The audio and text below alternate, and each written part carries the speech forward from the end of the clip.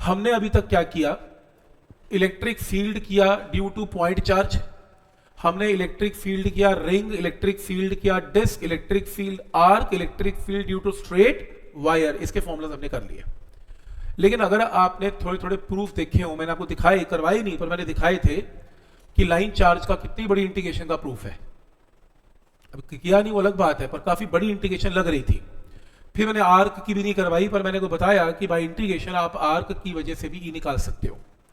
और अभी तो शुक्र करो स्फेयर और शेल भी नहीं आए, उसकी इंटीग्रेशन तो और कॉम्प्लेक्स है, क्योंकि अभी तो 2D बॉडीज है, लाइन है, उसके बाद तो स्फेयर तो 3D बॉडी है, उसकी इंटीग्रेशन कैसे करोगे? एक चार्ज स्फेयर की वजह से अगर आपको ई निकालना है तो कैसे निकालोगे? एक ट्रिकी प्रॉब्लम है। तो हम इतनी बड़ी इंटीग्रेशन नहीं करना चाहते, हमारे पास एक ऐसा शॉर्टकट है जो इन कॉम्प्लेक्स फिगर्स, एक चार्ज स्फेयर, एक चार्ज शेल, एक चार्ज सिलेंडर की वजह से ई निकालने का काम सिर्फ 3 या 4 स्टेप में पूरा कर देता है।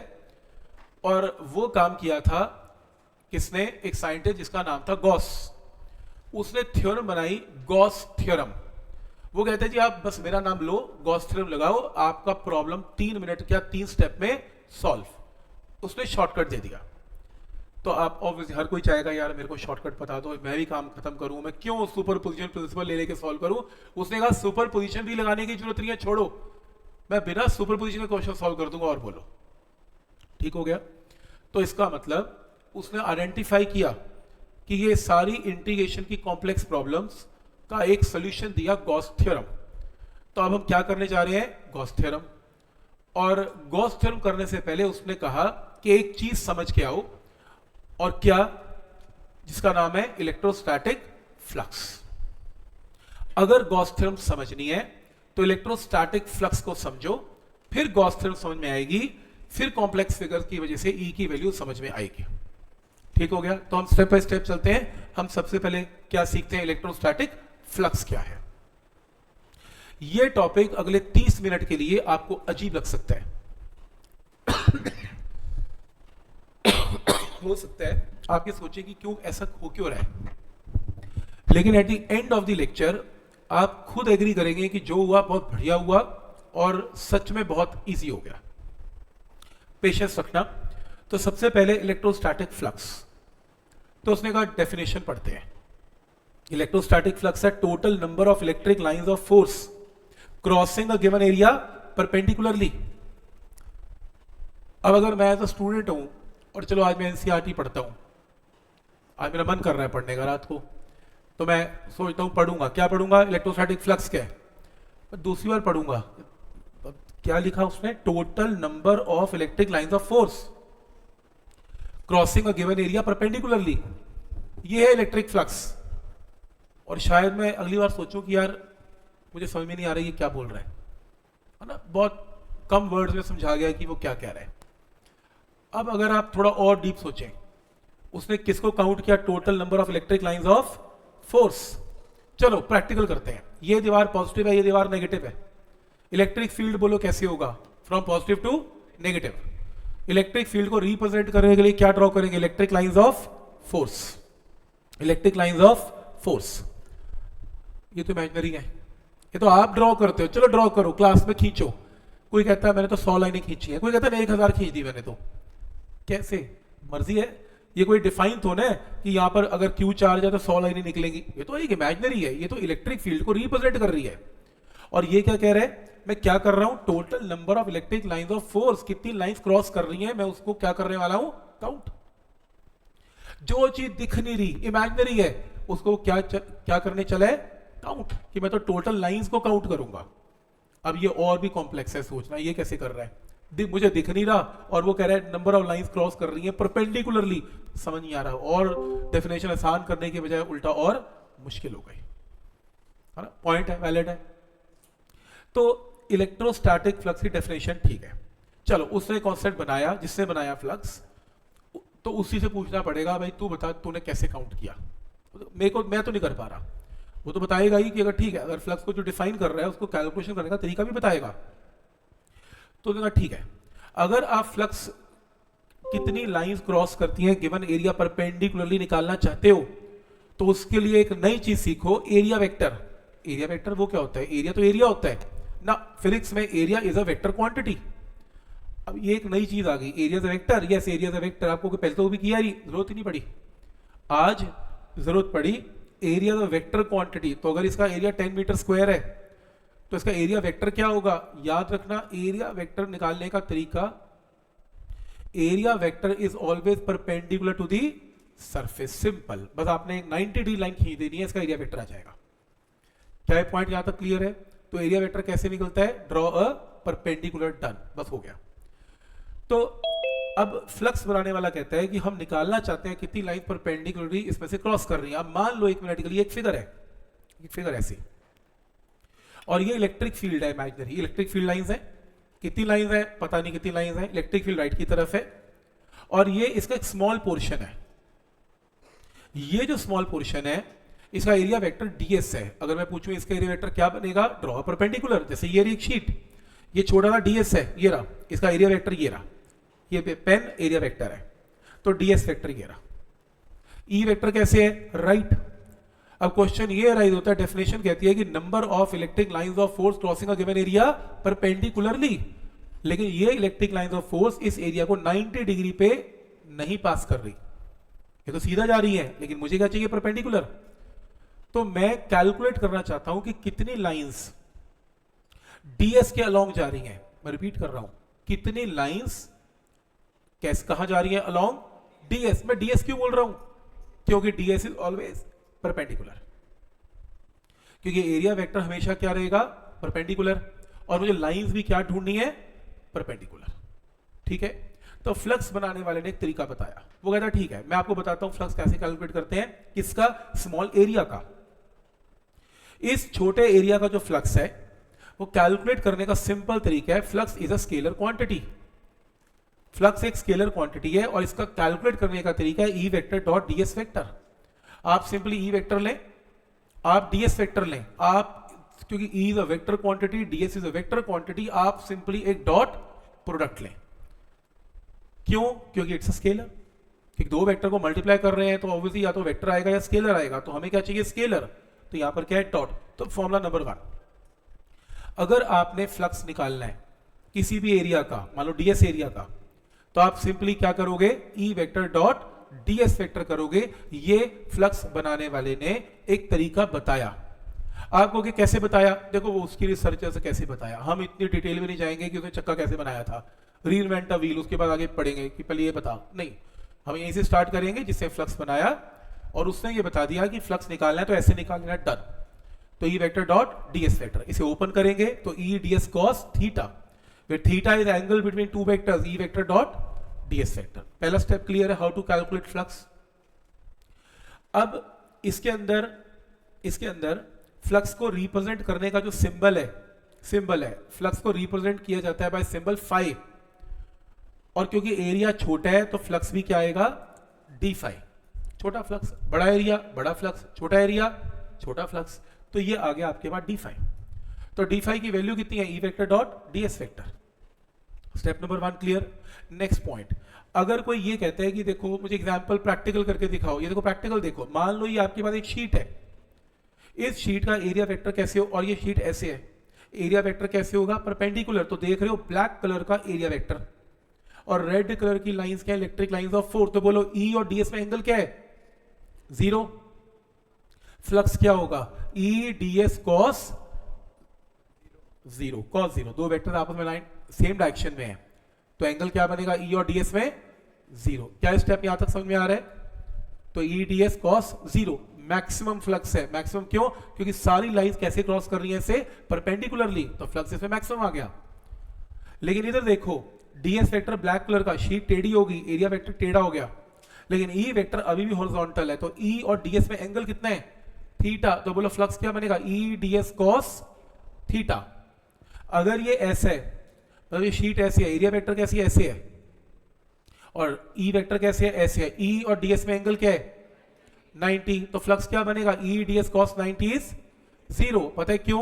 क्योंकि ये फिगर है और लाइन सारी की सारी हॉरिजॉन्टल जा रही है। एक अगर सारी लाइन हॉरिजॉन्टल जाएंगी तो इसका कोई भी कंपोनेंट परपेंडिकुलर हो ही नहीं पाएगा, इसलिए फ्लक्स क्या आएगा ऑटोमेटिकली 0। तो मैथमेटिकल बता दिया ई डी एस कॉस 90 और थ्योरी में बता दिया कि अगर लाइन हॉरिजॉन्टल है तो लाइन परपेंडिकुलर नहीं बन पाएंगी, इसलिए इसका फ्लक्स हमेशा क्या आएगा 0।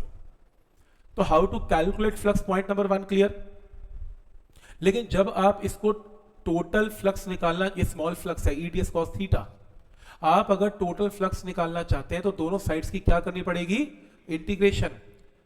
इंटीग्रेशन के अंदर ध्यान से देखें, ये इंटीग्रेशन का सिंबल आपको ये कैसा है कि +2 में चेंज हो जाता है, +2 में चेंज नहीं हुआ। इंटीग्रेशन के आगे ये राउंड सर्कल लगा रखा है, it is known as a close integration. अब ये क्या होती है क्लोज इंटीग्रेशन, बताता हूं। तो टोटल फ्लक्स फाई आ जाएगा, ई और कॉस थीटा बाहर आ गया, तो क्लोज्ड इंटीग्रेशन ऑफ डीएस। अब ये क्लोज्ड इंटीग्रेशन क्या कोई खास किस्म की इंटीग्रेशन है, ये देखो। फॉर एग्जांपल आपके पास एक स्फेयर है, एक स्फेयर है, और इमेजिन करें कि स्फेयर का छोटा सा एरिया डीएस है, और स्फेयर के अंदर कोई कहता है जी एक स्फेयर है, एरिया वेक्टर कैसे ड्रॉ करूं, मैंने कहा परपेंडिकुलर। वो कहता है परपेंडिकुलर तो स्फेयर के अंदर भी है, स्फेयर के बाहर भी है, मैं कैसे वेक्टर लूं। आपने कोई भी क्लोज बॉडी का जब एरिया वेक्टर बनाना है हमेशा बाहर की तरफ बनाना है, स्फीयर के अंदर नहीं बनाना, स्फीयर के बाहर बनाना है। मेरे कहने का मतलब, अगर कोई कहे कि ये क्लोज बॉडी है, इसका एरिया वेक्टर ड्रॉ करो, आप कहोगे ये लो जी ये परपेंडिकुलर ना, आपने ऐसा नहीं ड्रॉ करना, आपने क्या करना है हमेशा आउटवर्ड बाहर की तरफ ही। This is the area vector, ये रहा एरिया वेक्टर डीएस वेक्टर। तो आप नोट करें ये एरिया वेक्टर है डीएस। अब आप नोट करें कि अगर ये ds है और अगर मैं सारे छोटे छोटे एरिया वेक्टर लूं ds ds ds ds ds ds ds ds ds ds मिला के, तो क्या बनेगा total surface area of a sphere. अगर मैं सारे ds ds ds स्फीयर के मिला दूं तो टोटल सरफेस एरिया क्या बनेगा 4πr²। फिजिक्स में ये नहीं बोलते कि ds ds ds मिला दो, फिजिक्स में बोलते हैं take a closed integration. Close integration इसलिए क्योंकि sphere is a closed body है, बंद बॉडी है, और बंद बॉडी के लिए क्या यूज करते हैं क्लोज्ड इंटीग्रेशन। तो करते कैसे हैं इंटीग्रेशन, ये वो नहीं है x dx की इंटीग्रेशन x²/2, ये वो नहीं है। सिंपल फॉर्मूला लिखना होता है, कैसे, closed integration of ds of a sphere is always equal to 4πr²। पता है ये एंड में क्या आएगा 4πr²। तो ये नॉर्मल इंटीग्रेशन नहीं है जिसमें इंटीग्रेशन करके दिखाओ, इसमें सीधा क्या लिखना है surface area of a body. जैसे मान लो कल को पेपर में आ गया सिलेंडर, इस सिलेंडर का स्मॉल सरफेस एरिया ds, अगर मैं सारे curve surface area ds ds ds ds ds ds मिला लूं तो मेरे पास क्या आ जाएगा, क्लोज सरफेस एरिया क्या आएगा 2πrl। क्या स्टेप यहां तक क्लियर है। तो 2πrl, this is not integration, बस ये फॉर्मूला लिखना है आपने। पॉइंट नंबर 1 ये पॉइंट क्लियर है। तो हमने अभी तक क्या सीखा, पहला फ्लक्स निकलता कैसे है, E vector dot DS vector. क्यों निकलता है नहीं बताया आपने, गॉस थ्योरम में बताऊंगा। दूसरा क्लोज इंटीग्रेशन ऑफ डीएस कैसे निकलती है, जो भी फिगर है उसका सरफेस एरिया लिख देना, डन। बस इतना ही बताया है, यहां तक क्लियर है। तो फ्लक्स कैलकुलेट करने का तरीका ई वेक्टर डॉट डीएस वेक्टर, और टोटल फ्लक्स के लिए क्या करनी पड़ती है इसकी इंटीग्रेशन, क्योंकि स्मॉल फ्लक्स है। क्लियर यहां तक। इस टॉपिक को 2 मिनट क्लोज कर दो, बताया था 30 मिनट के लिए पेशेंस रखना, इसको क्लोज कर दो। अब एंट्री होती है गॉस की। गॉस ये कहता है कि मुझे समझ में नहीं आ रही कि आप इंटीग्रेशन बच्चों को करवा के रहे हो, वो बेचारा इंटीग्रेशन बचने के लिए तो गॉस थ्योरम लेके आ रहा है, फिर वही ई डॉट डीएस कैसे करवा रहे हो भाई इंटीग्रेशन। क्या ऐसे मत करो, मैं आपको शॉर्टकट देता हूं फ्लक्स निकालने का। इसने अब सेकंड तरीका बताया जिससे कि फ्लक्स निकलेगा। अब ये क्या कहता है, ये कहता है कि देखो मैं आपको फ्लक्स निकाल के दिखाऊंगा, लेकिन मेरी एक कंडीशन है, मेरी थ्योरम की एक कंडीशन है, मैं फ्लक्स निकाल के दिखाऊंगा लेकिन मैं फ्लक्स सिर्फ और सिर्फ क्लोज्ड बॉडी का ही निकाल पाऊंगा। बॉक्स में डाल लो कि it states that electric flux निकाल रहा है linked with a given closed surface, ये सिर्फ क्लोज्ड सरफेस का फ्लक्स निकाल सकता है, is equal to 1/ε0 times total charge enclosed in it. आपको अब ये क्या चीज है, ये क्लोज बॉडी क्या चीज है, ओपन बॉडी क्या होती है। देखो ये कहता है कि अगर आप एक क्लोज्ड बॉडी ले, क्लोज बॉडी कैसे बंद होनी चाहिए, क्या sphere is a close body, हाँ इट्स अ क्लोज बॉडी, बंद है हर तरफ से। क्या एक cylinder is a close body? हाँ, ये भी बंद है हर तरफ से। क्या sheet is a close body? ना, it is open body. Sheet के ऊपर चार्ज है, वो ओपन टू जो है सरफेस ओपन है। तो गॉस थ्योरम इस पे नहीं लग सकती, पर गॉस थ्योरम इस पे लग सकती है। तो गॉस थ्योरम ये कहती है कि अगर आप मुझे कोई भी एक क्लोज्ड बॉडी लाके दे दो, चल ठीक है, मैंने स्फीयर ला दिया, वो ये कहता है कि इस स्फीयर के अंदर चार्ज रख दो जो रखना चाहते हो। मैंने कहा ठीक है, क्यों रख दिया? मैंने कहा कहां रखूं? कहता जहां इच्छा है वहां रख दो। मैंने कहा यहां रख दूं? कहता रख दो। मैंने कहा चलो ठीक है, सेम स्फीयर, चार्ज यहां रख दो कोने में? कहता रख दो। जहां मर्जी रख दो, रखना इसके अंदर। तो अब क्योंकि ये पॉजिटिव चार्ज है, पॉजिटिव चार्ज अपने अंदर से क्या निकालता है? Electric lines of force. देख रहे हो हर तरफ इलेक्ट्रिक लाइंस ऑफ फोर्स ऐसे। तो गॉस कहता है कि देखो ये लाइंस इस सरफेस एरिया को क्रॉस कर रही हैं, और कुछ लाइंस इसमें से इस सरफेस एरिया को परपेंडिकुलरली भी क्रॉस करेंगी, और जो लाइंस परपेंडिकुलरली क्रॉस करती हैं उसी को तो बोलते हैं इलेक्ट्रिक फ्लक्स।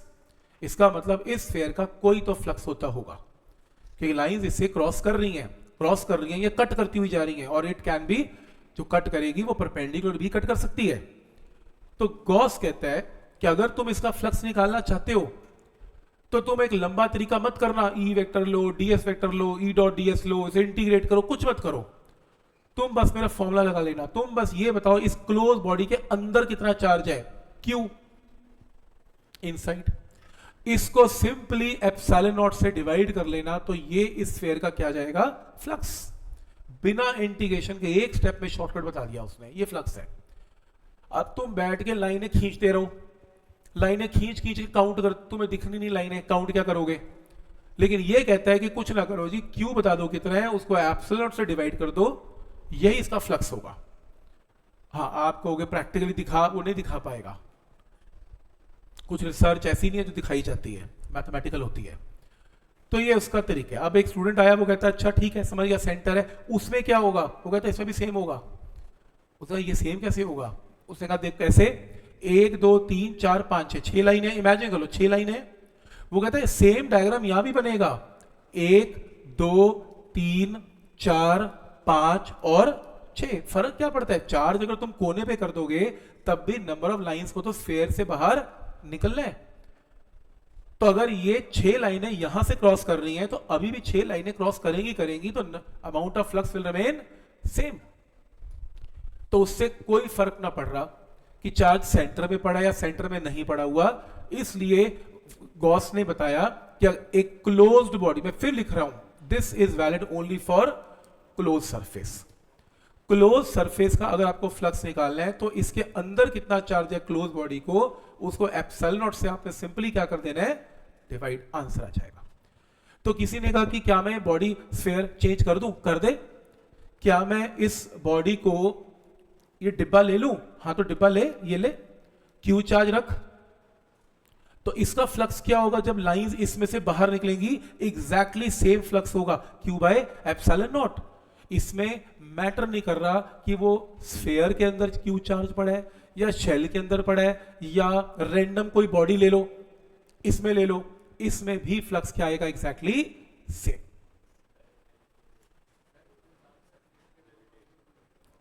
फिर से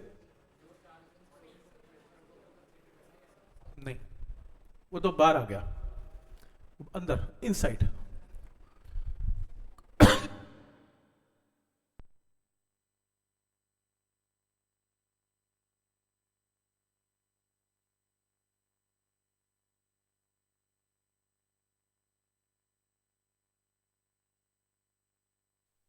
इच्छा है उसका तुम क्लोज बॉडी बना दो, अंदर बस ये बता दो क्यू चार्ज कितना है, क्यू बाय एप्सिलॉन, आंसर। ये जिंदगी मुश्किल थोड़ा कर रहा है, उल्टा आपकी जिंदगी आसान कर रहा है। वह सोचो ही मत, बस क्लोज बॉडी जो मर्जी हो, फर्क क्या पड़ता है, आंसर तो सेम ही है। तो ये लो स्टेटमेंट पढ़ लें। It states that electric flux linked with any closed surface is equal to 1 by epsilon naught times total charge enclosed in it। उसके अंदर कितना चार्ज है बाय एप्सिलॉन नॉट। तो अब आज की डेट में हमारे पास फ्लक्स निकालने के कुल मिला के कितने तरीके हो गए? दो। एक तो ये तरीका ई डॉट डी एस, देखो ये तो तरीका यूनिवर्सल है, ये तो बॉडी क्लोज्ड हो या ओपन हो कोई फर्क ना पड़ता, ये तो हर जगह लगेगा, लेकिन ये सिर्फ और सिर्फ क्लोज सरफेस के लिए ही लगेगा। तो आज की डेट में फ्लक्स निकालने के कितने तरीके हैं? 2 तरीके।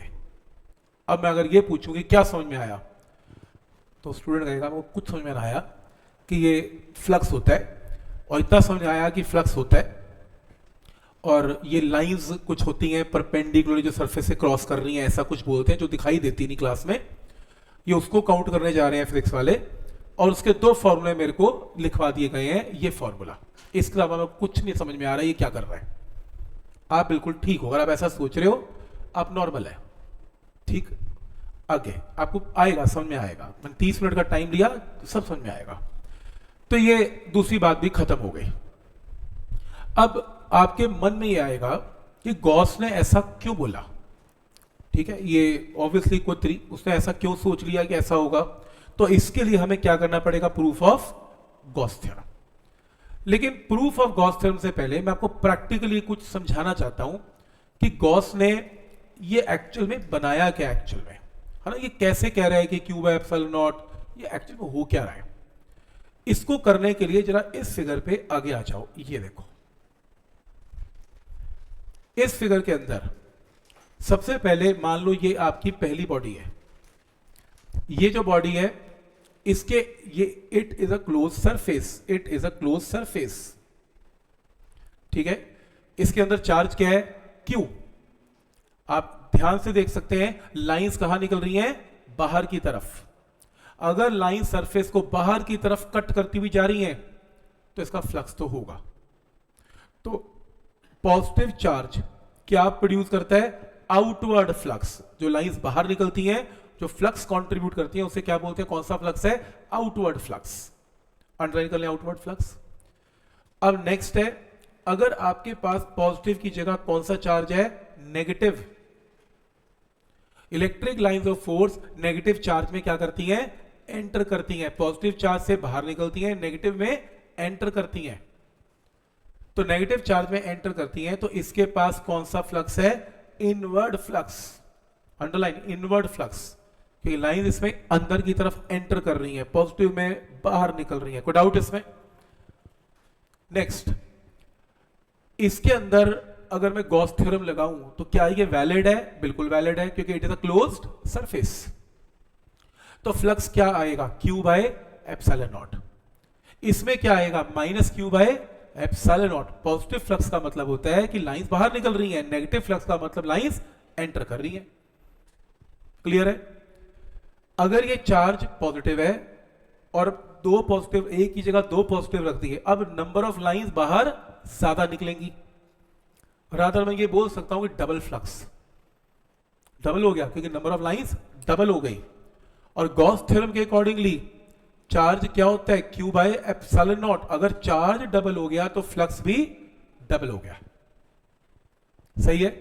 तो फॉर्मूला भी एकदम मैच कर रहा है, डबल हो गया, और लाइन से भी, डायग्राम से समझ में आ रहा है कि डबल हो गया। नेक्स्ट है, 2 नेगेटिव चार्ज है तो डबल लाइंस एंटर करेंगी, तो डबल नेगेटिव फ्लक्स। तो Q minus Q by epsilon not की जगह minus 2Q by epsilon not answer होएगा। तो इसके अंदर जो टोटल फ्लक्स आएगा वो फ्लक्स नेगेटिव आएगा। लेकिन पहले फॉर्मूला क्या था? ये था। अब चार्ज डबल हो गया तो फ्लक्स भी डबल हो गया। कोई डाउट इसमें? स्टेप क्लियर है यहां तक? नेक्स्ट है, अगर मेरे पास इस क्लोज बॉडी के अंदर कोई चार्ज है ही नहीं, तो इस क्लोज बॉडी का फ्लक्स क्या होगा? 0, क्योंकि कोई चार्ज नहीं है तो फ्लक्स भी नहीं है। अगर मान लो एक पॉजिटिव चार्ज है और एक नेगेटिव चार्ज है, पॉजिटिव चार्ज में लाइंस एंटर करेंगी और नेगेटिव चार्ज में लाइंस बाहर निकलेंगी। पॉजिटिव चार्ज में जितनी लाइंस बाहर निकलेंगी, नेगेटिव में उतनी ही एंटर भी करेंगी। तो पॉजिटिव और नेगेटिव फ्लक्स आपस में कैंसिल हो जाएगा और नेट फ्लक्स क्या हो जाएगा? 0। इस बात को गॉस ऐसे समझाता है कि टोटल फ्लक्स क्या होगा इसमें, जो भी इसके अंदर का चार्ज है डिवाइडेड बाय एप्सिलॉन नॉट। और इसके अंदर का चार्ज क्या है? एक चार्ज Q है, एक चार्ज माइनस Q है, divided by epsilon not. Answer क्या आ गया? 0। क्या है पॉइंट यहां तक क्लियर है? कोई डाउट इसमें? तो एक चार्ज पॉजिटिव, एक चार्ज नेगेटिव है। पॉइंट समझ में आ रहे हैं यहां तक? और थ्योरी में समझ में आ रहा है कि जितनी लाइन एंटर कर रही है उतनी लाइन बाहर निकल रही है, तो total flux net flux zero कर रही है, इनवर्ट फ्लक्स आउटवर्ड फ्लक्स आपस में कैंसिल, और मैथमेटिकली समझ में आ रहा है नेट चार्ज जीरो हो गया, इसलिए फ्लक्स जीरो। नेक्स्ट है, इमेजिन करो ये स्क्रीन नहीं है, मान लो इस पूरी स्क्रीन के ऊपर पॉजिटिव चार्ज है, मान लो ये स्क्रीन नहीं है, इसके ऊपर पॉजिटिव चार्ज है, और मान लो ये एक बॉडी इसके सामने मैंने रख दी। अब इमेजिन करो कि पॉजिटिव चार्ज से लाइंस बाहर की तरफ आ रही हैं, आपकी तरफ आ रही हैं, और सोचो इसके आगे बॉडी पड़ी हुई है, और सोचो 100 लाइनें यहां से आ रही हैं पीछे, 100 लाइनें इसको एंटर करती हैं, लेकिन इसमें से निकलती हुई यहां से बाहर निकल जाती हैं।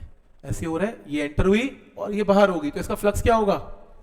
जीरो, क्योंकि जितनी लाइंस इसमें एंटर करेंगी उतनी लाइंस एग्जिट भी कर रही है, तो नेट फ्लक्स इज जीरो। लेकिन कोई कहता है सर इसमें नंबर ऑफ लाइंस कट तो कर रही है, कट कर रही हो या सिर्फ एंटर कर रही हो या सिर्फ एग्जिट कर रही हो तो फ्लक्स काउंट होगा। लेकिन अगर एक लाइन एंटर करके दूसरी सरफेस से बाहर निकल जाती है तो वो फ्लक्स में कंट्रीब्यूट नहीं करती। फॉर एग्जांपल ये देखो, मान लो ये एक फिगर है, स्फेयर है, इसके अंदर कितना चार्ज है ही नहीं, तो फ्लक्स क्या है? जीरो। ओके, ये क्यू चार्ज है, क्यू चार्ज अपने आसपास क्या लगाएगा? इलेक्ट्रिक लाइंस ऑफ फोर्स लगाएगा। ये लो, इलेक्ट्रिक लाइंस ऑफ फोर्स लगाएगा, ऐसे हर तरफ लगाएगा। उनमें से कुछ लाइंस इसमें से क्या करेंगी? स्फेयर में से पास करेंगी। देखो, जो लाइन स्फेयर में से पास नहीं कर रही वो तो फ्लक्स में कंट्रीब्यूट करेंगी नहीं। हमने फ्लक्स किसका निकालना है? स्फेयर का। तो ये तो लाइंस क्रॉस कर ही नहीं, बात ही खत्म है। लेकिन जो क्रॉस कर रही है वो एक बार एंटर कर रही है और एक बार एग्जिट भी, दो बार सरफेस को कट करती हुई जा रही है, तो एंटर भी और एग्जिट भी, तो ये फ्लक्स में कंट्रीब्यूट नहीं करेंगी। तो इसलिए ये सारी लाइंस फ्लक्स में कंट्रीब्यूट नहीं करेंगी। तो अब भी इस बॉडी का फ्लक्स क्या आएगा? जीरो।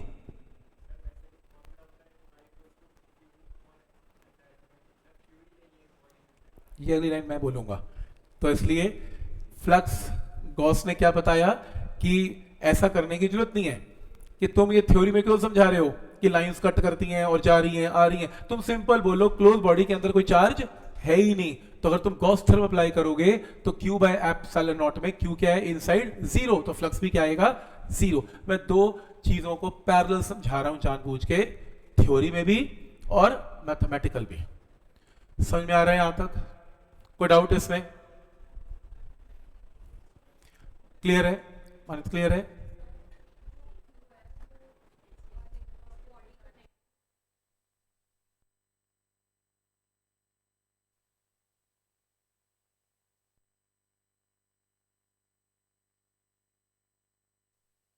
इस कमरे के अंदर क्यू चार्ज है, कमरे का flux Q by epsilon not, वो कमरे पे चार्ज नहीं है।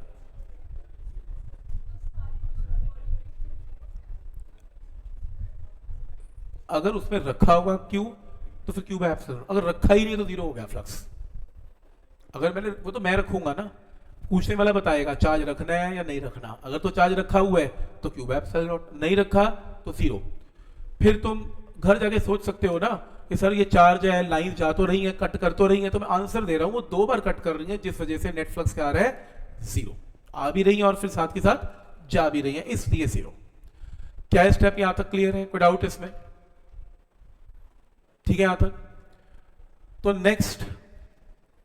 नेक्स्ट इसमें प्रूफ ऑफ गॉस थ्योरम पे चलते हैं।